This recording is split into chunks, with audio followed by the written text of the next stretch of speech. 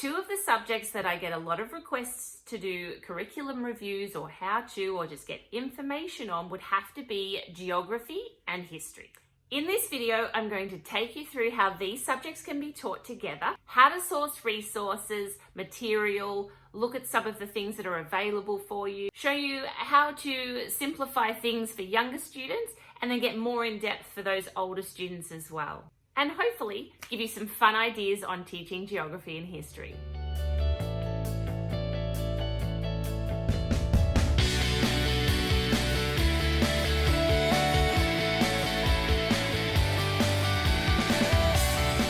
Hey guys, it's Veronica here from Aussies Do.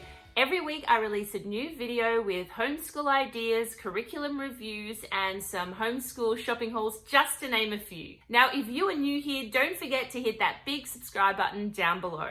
So let's dive in. When teaching geography and history, there are some definite advantages to teaching these two subjects together.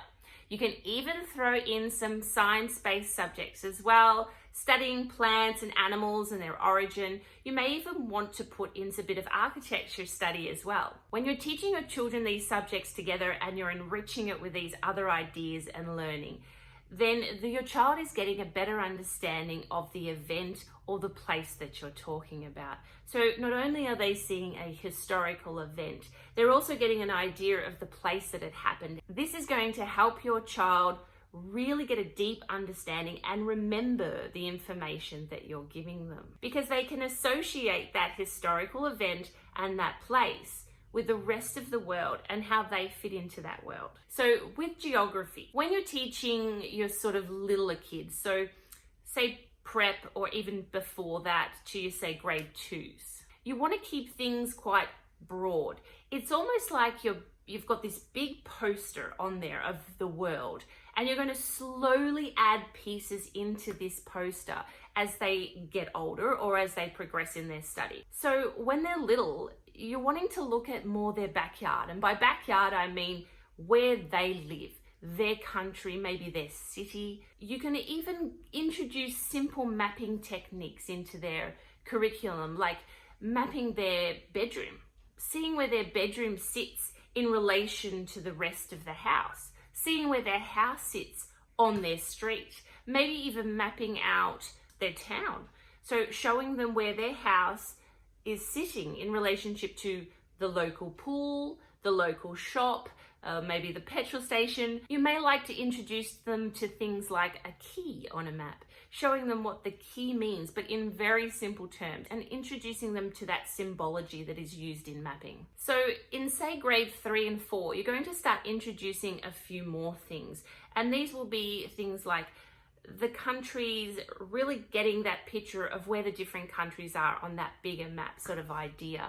Seeing where the states are, or maybe even picking out those capital cities in each country. Maybe introducing some flags and showing them, the different flags. Maybe you could even start in the country that you're in, really getting a sense of where the states are in that country or provinces and what flag is associated with that area.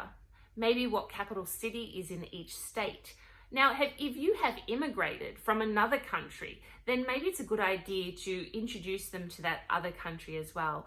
That country of origin, find out where they come from. You may like to even start introducing the equator, showing them the timeline, getting a little bit more intricate in what are those things that you can find on a map, getting them to explore the map and see what the information that any map will give you. Maybe even broadly introducing them to the different styles of map that you can actually get. Another good tool to use is one of these globes. Now this globe, I would say, would be more for your, say, grade 4s, 5s and 6s.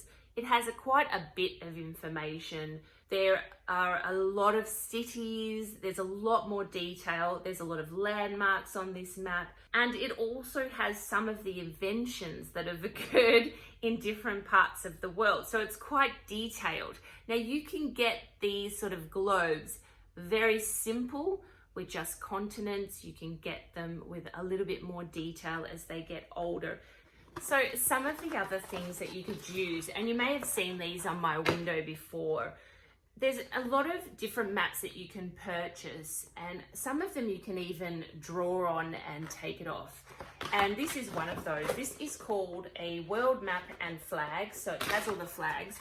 Now on one side, as you can see, it has no writing. It's just got the countries, which is a great idea when you're starting out to just start pointing out where you are in relation to the world and where the different countries sort of fall.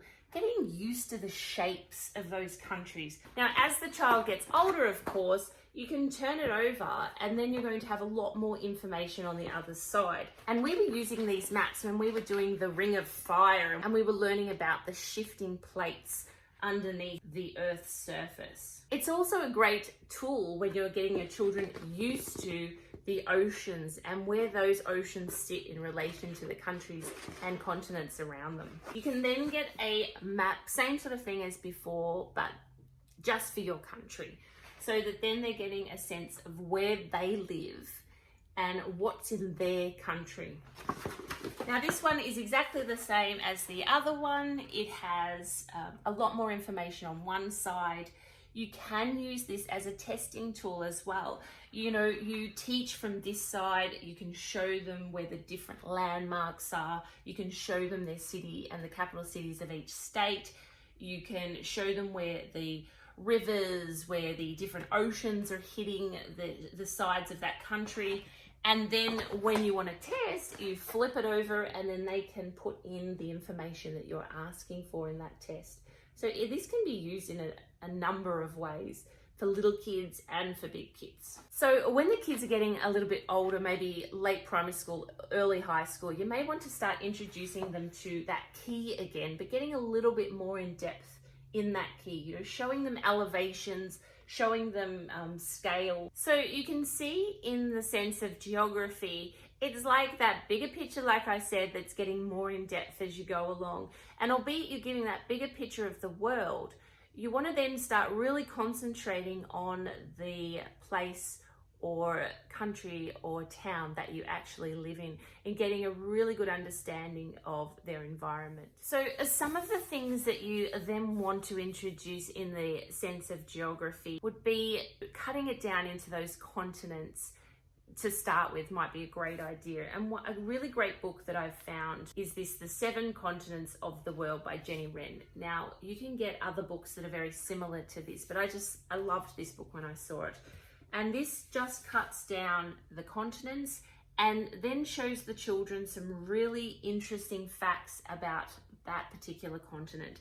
Now, it doesn't go into great detail. It's not a lot of words. It's a lot more pictures, but it will tell the child how many countries make up that continent, some of the key geological things that they can find in that continent, some of the buildings, you know, the places of interest that people might find in those different continents. It will also show them some of the religions that come from those continents. We have little games at the bottom where they can find the different things on the map. So this is going to be for your sort of younger kids. It's a fun thing that they can look at. So that's the 7 continents and of the world, and it's a great book. Okay, so if I take the Australian curriculum, and if you are from another country, you can have a look at my video that tells you how to source your curriculum, and I'll put a link somewhere here or maybe at the end of the video to that episode that I did on sourcing your curriculum. Now, when you find your curriculum, you'll be able to see what you need to teach your children for any given year. Now, if you are an unschooler, you may want to just sort of bunch everything together in a holistic way and teach your children in that way. If you're more, okay, I've got to stick to the rules, or I need to, or maybe you have to, and your authority is saying you have to, then you're wanting to find out what you have to teach them. Or if you're anything like me and you just want to sort of know that they're on the right track at any given time, then these are a great resource. Now, I have recently found out that in the Australian curriculum, they have put it differently in the website, but you can still print it off year by year, and you can sort of work out roughly what you need to teach them throughout the year.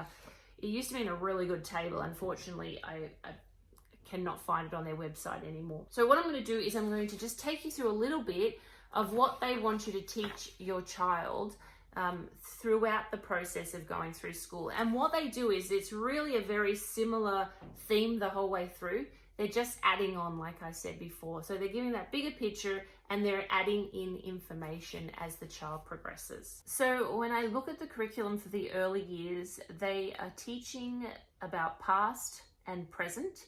They're teaching about the changes that have happened in, say, the weather, how weather can be different in different areas of the world. As they progress through the years, they're then introducing places on Earth and how the surface of the Earth has changed, how the continents were made. They're getting into the inhabitants of the Earth in early days and how that has changed and how people have moved around the Earth and made it into the Earth that we know today. It gets a little bit more into the neighboring countries, so it starts to introduce that connection to other countries, especially ones that are close to you. And then it starts to introduce these continents and the countries that may make up those continents. It introduces the sense of the importance of the environment. It starts looking at the vegetation and the animal life on different continents and in different countries. And it also talks about sustainability. Now, as they move up to the later years in preschool, or in primary school as we call it, they start to then include major countries, major cities in those countries. They talk about Europe and America. They also bring in the influence that humans have on their environment and how they can change their environment to suit their needs. They then start talking about the geographical diversity of Asian region and how our connection is to Asia. Now again, in your country, you're going to have a different connection to a different country. They also introduce that economical and social aspect to geography. So as they go into high school, they get a little bit more in depth in sustainability, the past, the present, and the future. Really looking in, especially in Year 7, they look at classifications of environmental resources and forms that water takes as a resource. So another thing that they concentrate on when it comes to geography is government and the way that the government has come about and the structure of the government. So they're going to look at diverse communities and places and the contribution people make in those places. They're going to look at who makes the rules, who decides the rules, and how people contribute to those decisions. They're going to look at local government and the decisions that they make. They're going to look at the difference between rules and laws and how these affect the lives of the people around them, including the Aboriginal or Torres Strait Islanders. They may even look at the different cultures and religions in those social groups. They will look at the Australian democracy in particular and the key features of the electoral process. They'll look at the Australian institutions and the democratic system of government. They'll get a little bit into that 3 levels of government. And again, in your country, it's going to be related to your government and how it is run. They're going to look at the constitution and they'll start to dive in a little bit to the legal system and how that legal system is run. Now, if I then take the history curriculum for Australia, and of course, your history is going to be different than ours. So if you're not in Australia, you'll want to look up your curriculum for history. But in saying that, if you are a non-schooler or an eclectic schooler, you may want to introduce not only your own country's history, but also the history of the world as well. I find that a lot of curriculums will start with your backyard, your country's history, and then move it into the rest of the world. So first they're going to want you to teach your children about the world, their personal world, who the people in their family are, where they come from. So again, if you've immigrated, this is a great opportunity to introduce them to their country of origin. Maybe you've done one of those ancestry.com kind of things, and you can trace back your origin. All these things are really interesting and fun for your child to learn where they sit in that family environment. They may even like to interview one of their grandparents, or if they have a great grandparent still alive. These are some great ideas to find out where they come from and how they sit in their family tree. Now, when they move into the older grades, they're going to want to do things like the differences in family structures. So what does a family look like today and how can they be different in different families? You would want to introduce dates and times and how the world and how the communities have changed in those dates and times. You may want to even look at celebrations that happen every year, maybe Christmas, Easter, birthdays, other significant events that happen in your culture. Also, not only want to concentrate on the differences that people and different cultures have, but also the similarities that everyone has, that daily routine that we all follow and how that makes us similar in that way. You may want to look at some of the earlier explorers of the world, how they went on their journey to find different lands and how they mapped those different lands. You may then want to start in the history sense, starting to chronologically draw a picture, so to speak, of how your country was developed. Okay, so earlier I mentioned that you could also add into these lessons a little bit of science as well. It makes a really nice idea for a unit study because you can bring all of these different aspects into geography and history. So adding animals, like I said, or plants that come from different areas is a really great way of doing it. And one of the things I like to put in my history and geography is this children's illustrated encyclopedia. Now this one is from DK, but you can get many different versions of a children's encyclopedia, and they are a really great resource for kids to answer questions that come along the way. So if you are teaching them geography and history and they notice a landmark in a map and they want to know a little bit about it, then one of these encyclopedias might be the way to go, because you can go in and say, all right, well, there may be a particular type of animal that belongs in an area on that map, and then you can find that animal in one of these encyclopedias or online if you like, if you don't have one of these, and then delve into that animal that just comes from that area. I know when I was teaching my kids, there would be a particular animal in an area and they'd be like, whoa, because they'd never seen it before, or we don't have it here in Australia, and they want to know more. And if you want to, and if you're not so afraid to jump out of that box of the curriculum all the time and then enrich their learning with something a little bit deeper and a better understanding, then yes, you may go off in tangents, and we often did, but you also may find that little gem that really entices them to want to learn more. And for me, that's awesome, because that's what I really want my kids to be, avid learners. They dive into something and they want to learn everything about it. So having these books on hand that are going to answer those questions that you might not know, or if you don't have one of these books but you do have an internet connection, let them go with it. Let them run with it. If they ask you a question, what's Uluru, Mum? Then go for it. All these little subtopics that come along the way are really good opportunities and nice little gems of learning that can make that subject a little bit more interesting sometimes. Now, another great resource that I have used, and this is going to only work if you're studying, obviously, Australia. Now, I know that just because you don't live in Australia doesn't mean you can't study Australia. So for everyone overseas that may want to study Australia, these are great books. Are they a complete curriculum just by themselves? No, I think you probably need to enrich it a little bit if you want to get into more detail. Now, these are great books for primary school though. So if you want to teach your children about Australia in primary school, I really recommend them. There is Our Sunburnt Country, which is an illustrated history of Australia. And you can actually get this from my homeschooling down under. I will put a link to the website where you can source this material from. They also have online full curriculum homeschooling programs. So if you're interested in that, you can get that from them as well. Now, they also do this Australian Geography for Kids, Discover Down Under, and both of these books are beautiful. I particularly love Our Sunburnt Country. This book is a history of Australia. It reads like a story, like a novel, and you don't want to put it down. It really engages the children, and there's many times that my children wanted me to just keep reading because they were really invested in the characters of the book.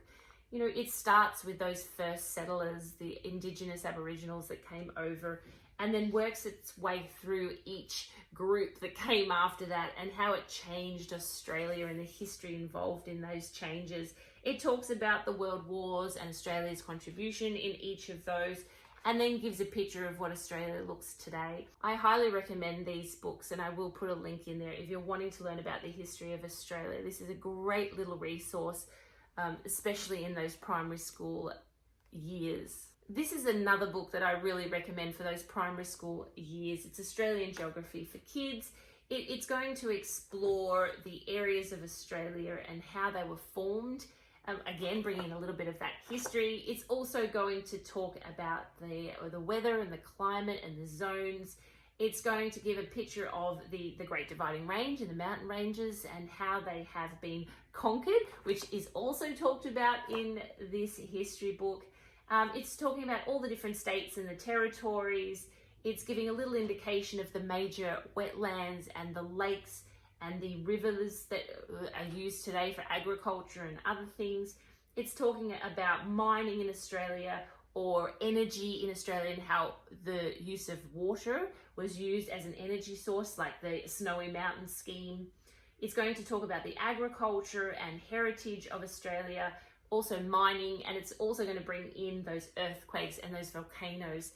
So this is a great resource again for primary school year kids. And I will put a link, of course, to those two books down below for you if you're interested in looking at Australian geography and history. Another one of these wonders of learning books that I grabbed out of one of those bins in the front of my bookstore is Discover the Earth. And this is again putting a little bit more of that science, a little bit more of that sort of earth study into your geography and history lessons. And it really does lend itself to these because all these different things have influenced or changed our world and where we live and how we live. So they're all important and they all interact with each other.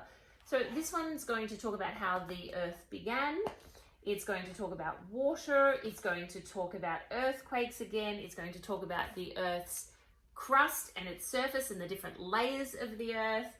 It is also going to talk about the atmosphere and what else have I got? Volcanoes. So you can really get more in-depth into history and geography by introducing things like this, which also cover the science portion of your curriculum and help to interact the different studying areas into a bigger picture sort of thing so they can really cement their knowledge. And it also makes it a little bit more interesting. Okay, so the last two resources that I wanted to give you a little bit of a look at and can also help when you're studying geography and history are from Fun School. Now, I have shown you these before, I think, but I didn't really get in depth into them too greatly. But I wanted to give you a better look at them.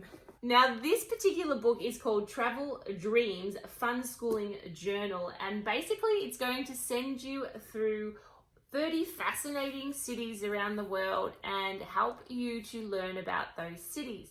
Now, this is used as an activity book. So you're going to need other resources that are going to go with this, and I'll show you basically how it works. Okay, so at the start of this book, it's going to tell you how to use the resource and how to go and source other resources to use with it.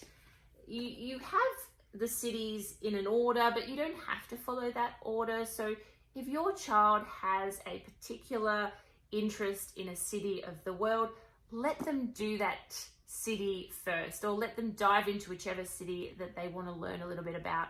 If you give them that ownership of what they're learning, sometimes it makes it a little bit easier to teach them because they're already invested in it. And then you don't have to go to the order that the book's in. You just go wherever you want to. I mean, it's all learning, isn't it? So it's basically telling you to visit your local library and grab some books on that city that you want to learn about that particular week. It's also telling you to use Google Earth, dive into Google Earth and really see the different areas of the city that you're learning about. You can actually walk on Google Earth through the streets these days.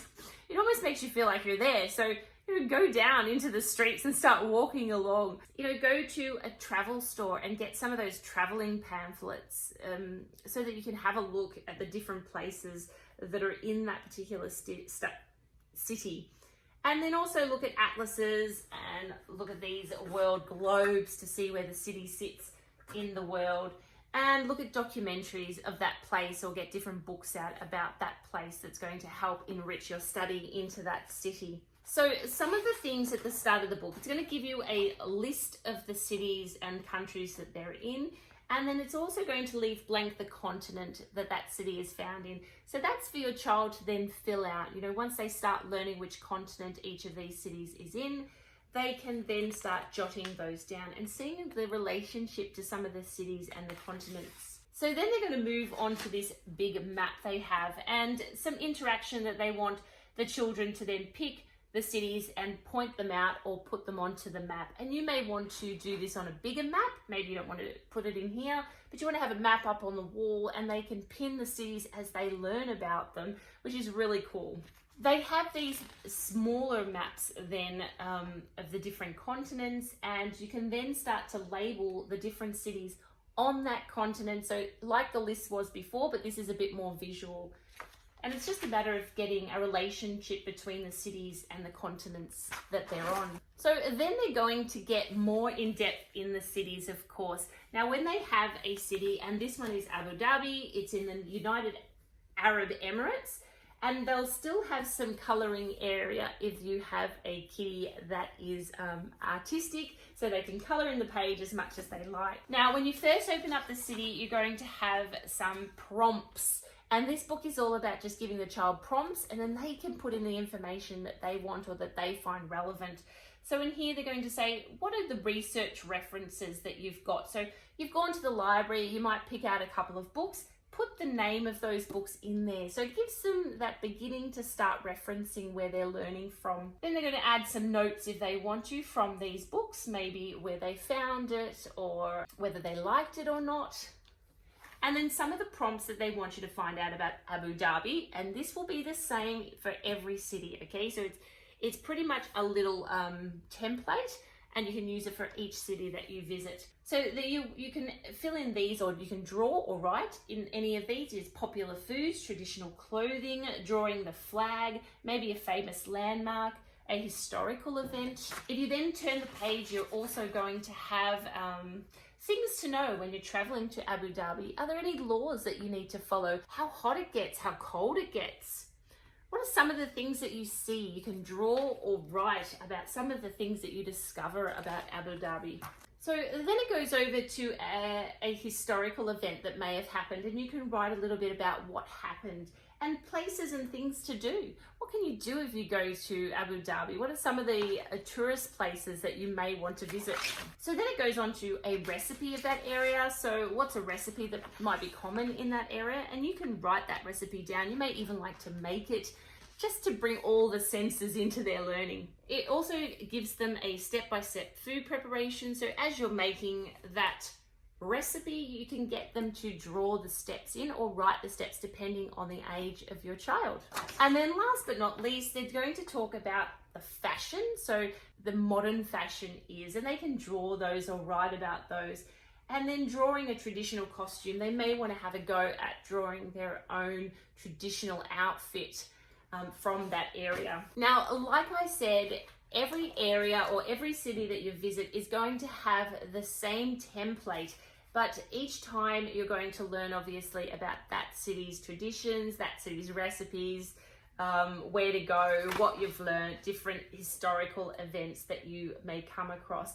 So you're using this book as an activity book and as a template, and then you're visiting all the cities using different resources, gathering the information, learning about them, creating the recipes, drawing the pictures, and by the end of it, you have a beautiful book of your child's own drawings and own information that you can then look at and they can admire because they've created it. So this is a great resource. Now, another one from the Fun School that I am particularly excited about and that we haven't started yet is the United States. Now, the United States Geography, History and Social Studies Handbook is the one that I'm going to get my children to do when we are in the USA and Canada doing our road trip for the year. Now, this one, very similar to the last resource I showed you about the different cities. So again, at the start of this book, it's going to teach you how to use this resource. Again, it wants you to go to the library, check documentaries, use Google Earth, use Atlas, use maps, color in everything that you see if you like to. They want it to be as colorful as possible. In each one of the states, they're going to give you a map and they're going to want you to find where that state fits on the map.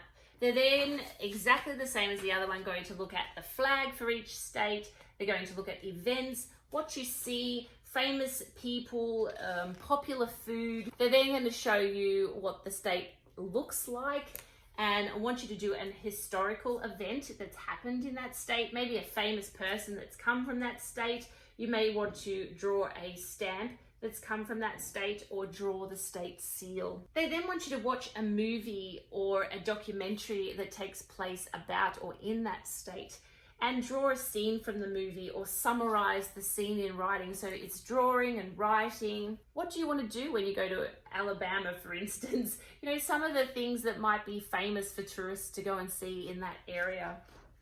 And then it moves on to every single state in the US, including Alaska, and you're going to do exactly the same thing for each state. So they're getting a more enriched study of each state when it comes to the US.